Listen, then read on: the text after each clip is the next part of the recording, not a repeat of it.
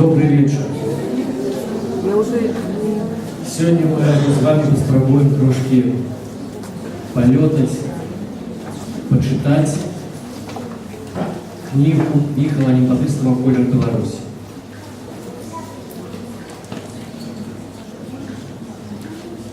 «Колер Беларуси» Михала Анімпадыстава. Бачить, чуть, разуметь.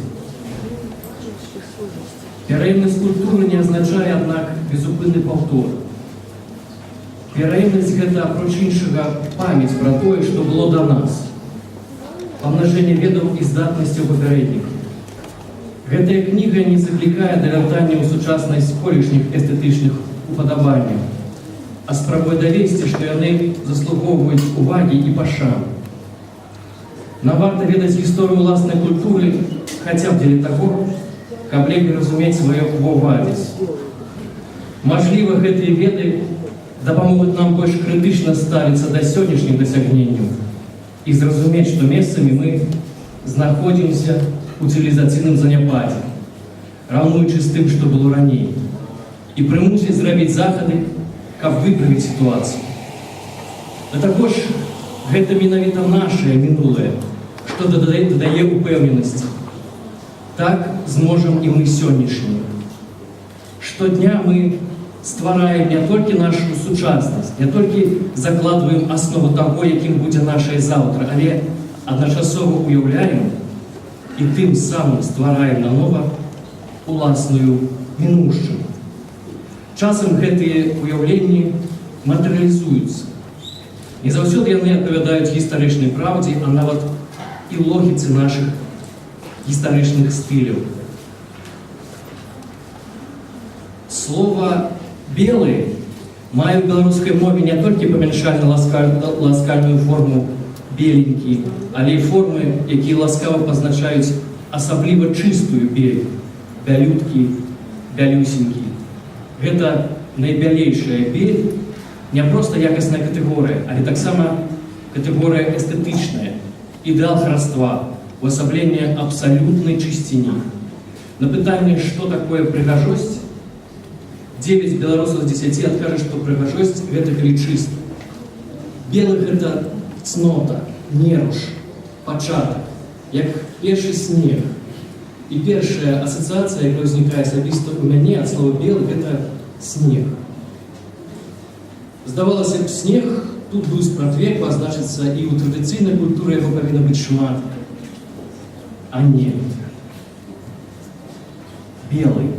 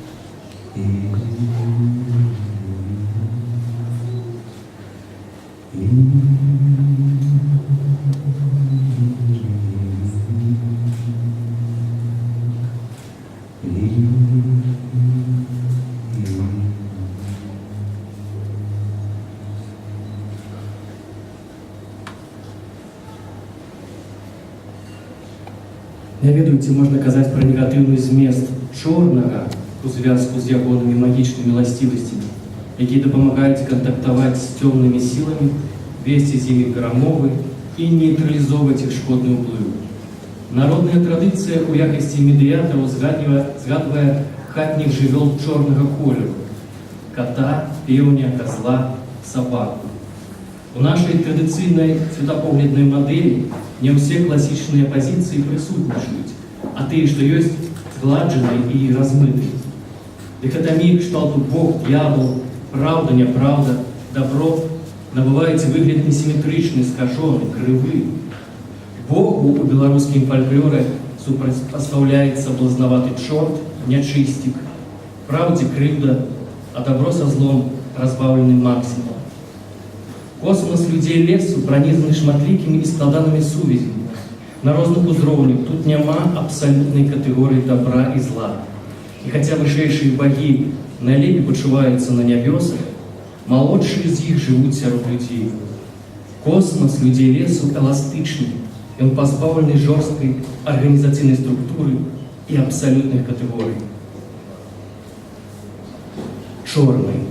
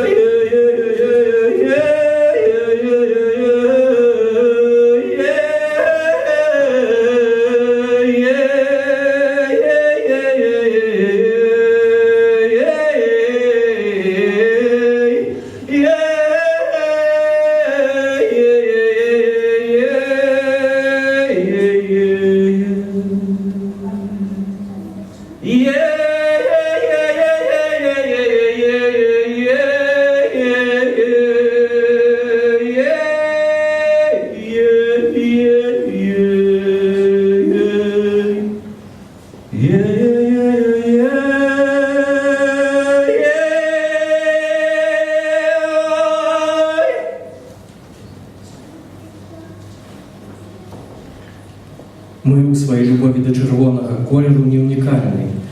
Ім захапляліся старажытныя рымляне, візантыйцы, каталіцкі касцёл, сярэднявечныя алхімікі і трендмейкеры эпохі адраджэння.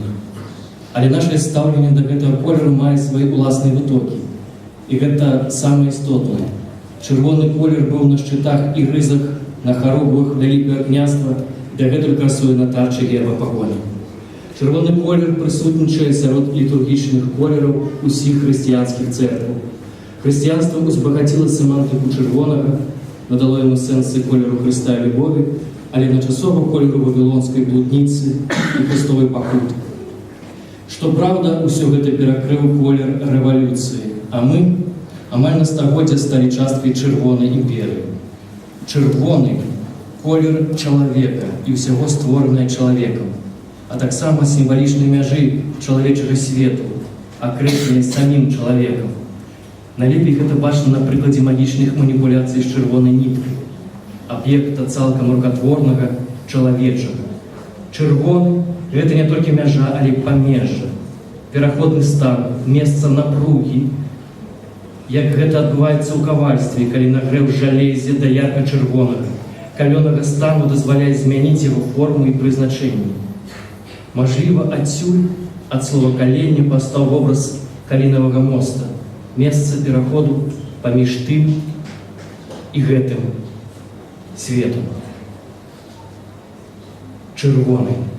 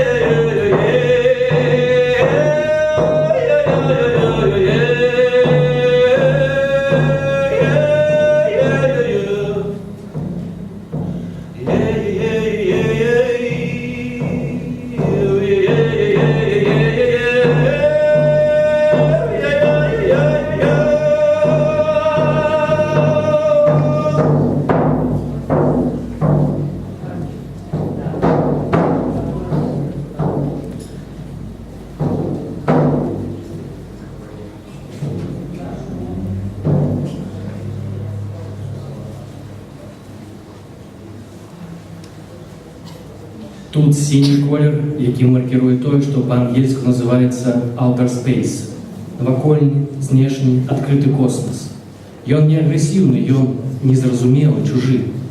Ягоная незразумеласць нявызначаная, яе межы размыты, таму прастора іншай свету і маркіруецца падобным у сваёй неакрэсленасці сінім, у ягоным архаічным значэнні.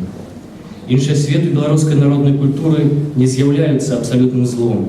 Гэта іншы, незасвоены і незразумелы нам паралельны свет, з якім можна нават камунікаваць і дамаўляцца, калі рабіць гэта узважана. Казка «Сіняя світа» на выбрат пашыта – прыклад такога супрацоўніцтва. Сіні.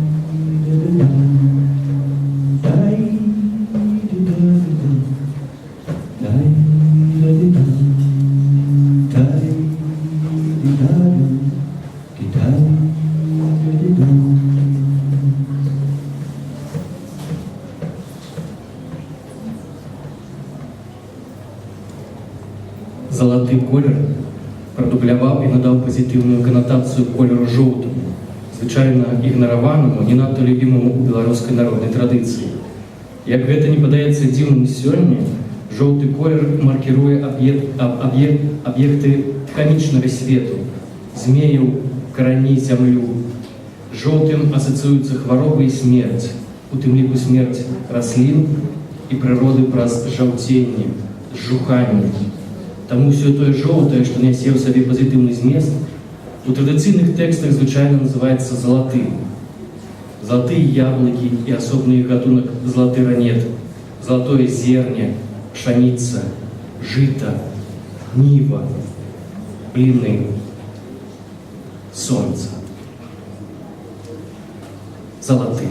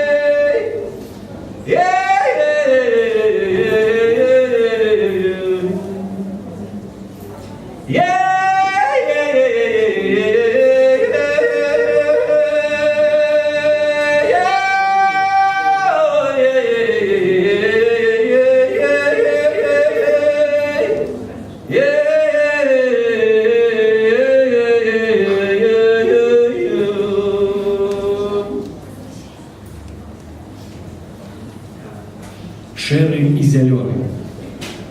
Шэры і зялёны – два зусім розныя колеры, але абодва яны у беларускім культурным краявідзе найчасцей прысутнічаюць не як фарбы, а ў выглядзе нефарбаваных паверхняў, рэчаў і шырэй прасторы.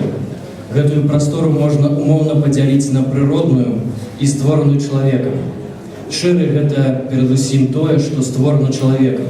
Адпаведна, зялёны – гэта прырода, натуральнае асяроддзе, якое было для наших далеких продкаў засвоенай часткаю космосу, крыніцай жыццёва важных рэсурсаў і адначасова домам. Зялёны колер быў для нас, прысутнічае ў гэтым свеце незалежна ад нас і, хутчэй за ўсё, пасля нас застанецца. Шэры і зялёны.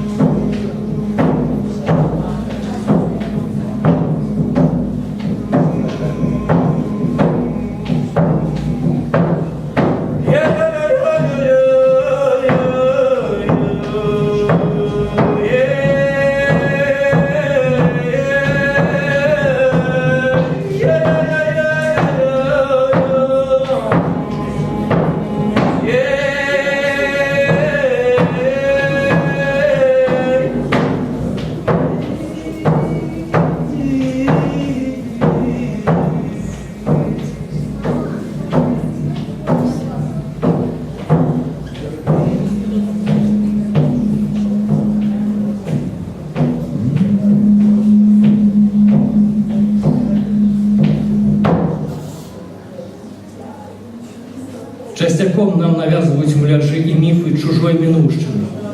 У сваю чаргу каларыстыка – гэта зручная опцыя дзеля вывучэння уласнай культурнай традыцыі і нацыянальнага стылю. Хаця б таму, што колер у розных вымярэннях прысутнічае ва ўсіх сферах чалавечай мыследзейнасці. Чорны і белы колеры, метафізіка і анталогія – першыя крокі ў спазнанні чалавека сусвету. Гэта пачатак усяго, калі з нічога з'яўляецца святло і цемра. Гэта быццё і небыццё, верх і низ, так і не, плюс і мінус. Бінарны прынцып пабудовы любой мовы, ад прымітыўнай да камп'ютарнай. Чырвоны – гэта тэхналогія, засваенне чалавекам прасторы вакол сябе і самого сусвету. Сіні – блакітны – культура, чараўніцтва, магія, мода, мастацтва, творчасць. Залаты – рэлігія, святло недасяжнага імкнення да гэтага святла. Шэры і зялёны – наша штодзённае жыццё, зручнасць і якасць асяроддзя, таксама сувязь з прыродай і усведамленне таго, што кожны з нас є складовая і неад'емная частка.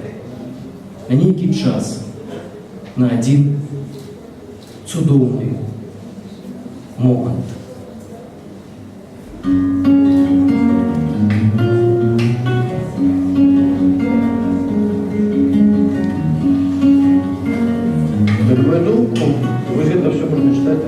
Невербально. Просто задача этой картинки, ты ассоциации не возникают у человека, ты успомнение, ты там подобание, либо наоборот, уже смешно не подобаться, возникать там раздражение.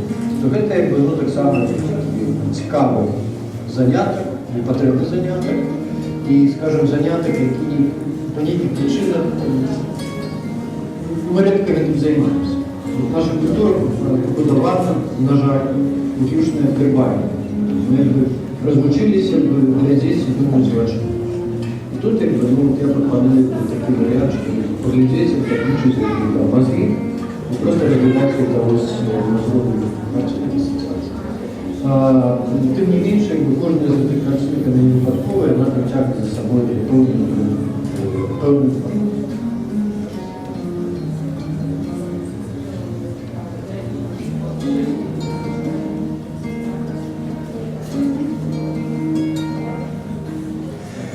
Я хочу запросить на микрофона координатор проекта «Летучий университет» Татьяну Далашскую-Крыловску.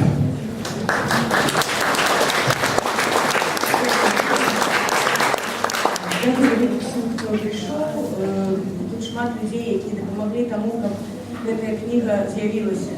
Я вельми рада, що ми сьогодні змогли знову погортати в цю книгу, послухати її, поглядеть, почуть, отчуть то, что у нас у самих откликается, когда мы глядим на эти образы, когда мы чуем эти слова, когда мы думаем про культуру, про свою Украину, про Миколая Лемпалистова. Дякую вам велике. Треба сказать, что эта можливість перевидання была здійснена дякуючи компании на краудфандинговой платформе «Ули». До нас долучилося 365 чоловік, і дякуючи этому ми змогли зробити на 2700 екземплярів. І я вельми втішена, що ця книга дойде до широкого кола людей, і хотіла б відзначити ще кілька особов, і персон, і суб'єктів, які нам найбільше допомогли. Таким головним спонсором став фонд «Добра», і мой особливо дякую Олександру Скарабовському, який допомог зробити великий доволі внесок, і ми не тільки змогли надрукувати таку кількість книг, але й 50 книг перейдуть у бібліотеки, галереї, у навчальні установи, там, де до їх можуть долучитися люди, які вивчають дизайну, мистецтву, вивчають Білорусь, вивчають історію. Це, я сподіваюся, больше дасть можливості перейти на культуру. Ще два спонсори, яким так само великий дякую, це пробачте, хвалююся, Преміум Декор, галерея, яка працює з фарбами, і дякую великий Василь Кортику, який так само зробив великий внесок. І так само Білоруси Білосточини, це Білоруська інтернет-бібліотека, бібліотека «Комунікат». і Ярослав Іванюк, дякую вялікі вам. Зноў жа, я думаю, што праз гэтыя ўнёскі таксама выяўляюцца тыя стасункі, якія былі, ёсць і павінны быць сярод нашых розных сфераў: дызайна, прамысловасці, культуры, літаратуры і гэтак далей. І я яшчэ хацела аддзячыць тым людзям, якія дапамаглі ўсю гэтую кампанію зрабіць так, каб яна адбылася, дапамаглі з выданнем кнігі. Найперш Алені Дашкевіч, якая дапамагала рабіць гэтую кнігу, і ввогуле шмат што ўклала ў яе стварэнне і зараз у гэтае перавыданне. Каця Романчык і Елизавета Імажыцкая, якія дапамагалі рабіць кампанію, Настя Зіновіч, якая таксама дапамагала рабіць выяву гэтай кампаніі, Алені Лісаковіч з краўдфандавай кампаніі «Улі», якая дапамагала таксама каб все гэта было хутка, зразумела, Євгену Тихонову і Ігору Логвінову, а таксама ўсёй камандзе кнігарні Логвінов і камандзе Лятучага універсітэту. Я не буду шмат казаць больш. Я думаю, што мы все маем мажлівасць гэту кнігу гартаць, размаўляць адзін з аднаго, узгадваць Міхала, глядзець, углядацца ў сябе, разумець чагосьці больш. Я толькі нагадаю, што вось там адзін столік ёсць тыя, хто замаўляў сабе кнігу, могуць яе забраць на платформе «Улі», могуць яе забраць там у дзяўчат на століку, і побач кнігарня Логвіна прапануе продаж гэтай кнігі таму, хто яшчэ не паспеў замовіць, але хацеў бы яе набыць. Дзякуй вялікі. Я спадзяюся, мы яшчэ застанемся ў гэтай прасторы, каб размаўляць разам. І я ведаю, што тут шмат людзей, якія ведалі Міхала, хочуць штосьці пра яго сказаць, таму, я думаю, варта было пакінуць гэты мікрафон, не гэты, а той мікрафон, як такі вольны, калі у вас ёсць жаданне штосьці сказаць, калі ласка, падыходзьце і кажыце. Дзякую.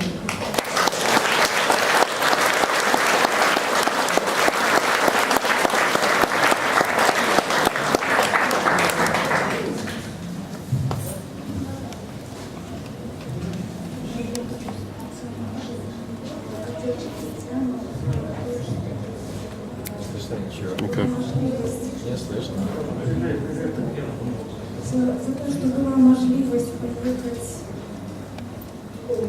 полно и зрабіць другое перавыданне этой книжки. Міхал был вельмі задаволены, я уже Татьяна казала. Просто не хапае слова, как все это передать, это понимание. А зараз я хочу представить вам молодого выканаўцу Еву Ліпніцкую, якая спачатку, может быть, зачитаю верши Міхала. Я думаю, что это будет вельмі прикольно для вас. Сустрэліся мы на дарозе, спыніліся, каб павітацца. Нехта сказаў: глядзіце, хутка павінна пачацца. Стаім пасярод дарогі, на неба глядзім з-пад далоні. Неба мяняе колеры, павольна, няўхільна, няўмольна. Сіні, блакітны, белы, белы, чырвоны, чорны. Мы углядаемся ў неба. Неба мяняе колер. Неба мяняе колер. Неба нам шле сігналы. Мы іх не разумеем, мы іх не ўспрымаем. Альбо ўспрыняць не можам, альбо зразумець не можам. Боже, даруй нам гэта і ўратуй нашых дзетак.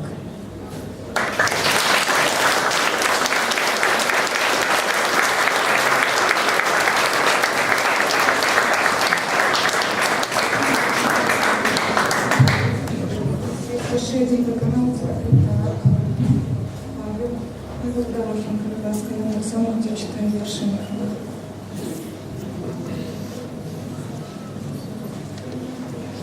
Конечно, чтобы зачитаць пару вершаў, які, напэўна, таксама, як і гэтая кніга, адлюстроўваюць тое, як Міхал носіць творчы пачатак у тое, што вакол нас, і што нават самыя звычайныя простыя рэчы, якія вакол нас яны могуць быць прыгожымі. Ну, можна згадаць яго плакат «Каларызацыя», дзе стаіць такі воры, шэры, савецкі завод і трошкі Маскоў фарбы. І ўсё змяняецца. Ну, і першы верш. В нашай чароўнай шыкоўнай шафе людзям на радасць выштукаванай. Нешта шкрабецца, нешта шапоча, нешта варушыцца і замінае мне думаць спакойна розныя дробныя хатнія справы, пра каву без цукру, пра цукар без кавы, пра тое, што грошай зноў не хапае, пра тое, што трэба плаціць за кватэру, пра тое, што трэба залазіць паперы, пра кроплі да носу, пра грэшку ды броса, пра цёплую печку, пра дым папіросны, пра нашу цудоўную шафу старую, якую выкінуць і распілую таму, што ў шафе нешта шапоча, і мне невядома, чаго яна хоча, чаго замінае мне думаць спакойна пра хатнія справы. Яшчэ адзін верш «Святло ў цемры». Таксама, в прынцыпе, такі дастатковы чыста мастацкі вобраз, які расставіла нейкія больш шырокія глыбіні. Наваколле ў сутоне тоне, цемра лезе праз падваконне, лезе ў душу і слепіць вочы.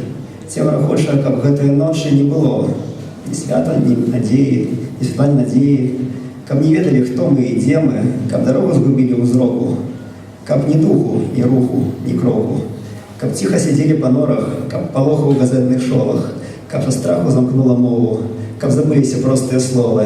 Толькі гэтак не будзе, браце, каб нам у норах кратамі памерці. Ніколі цемра святла не згасіць. Святло ў цемры заўсёды свеціць. Свеціць святло ў цемры, і цемра святла не згасіць. Дзякуй.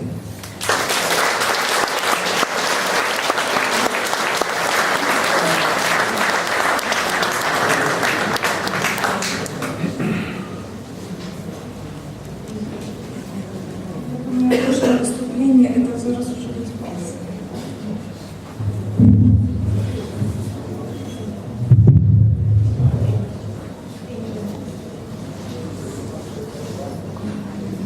На